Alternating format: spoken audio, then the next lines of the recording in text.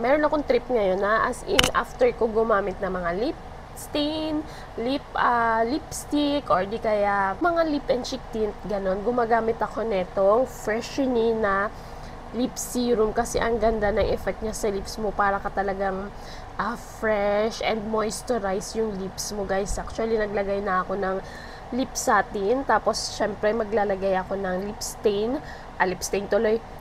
serum from Freshini. Actually, guys, naglalagay ako nito tuwing gabi, at the same time kapag syempre gusto ko maganda yung lips ko, kaya naglalagay din ako. Sobrang ganda nitong effect niya, guys, kasi parang ang healthy ng lips mo.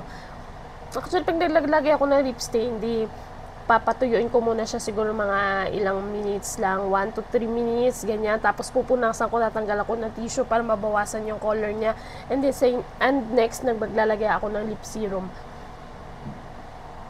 Kasi tingnan nyo yung effect niya sa lips natin. Actually, guys, yung Freshini, nag-iiwan din siya ng stain sa lips mo, pero sobrang onti lang.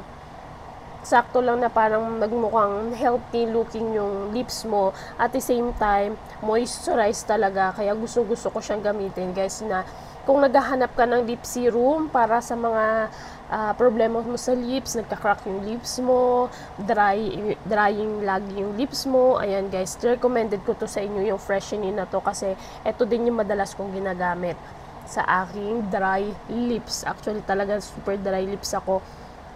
Nagsusugat yan kapag tinatanggalan ko ng balat. Kaya, ayan, go na purchase na neto, guys. Sobrang mura lang neto ngayon. Go!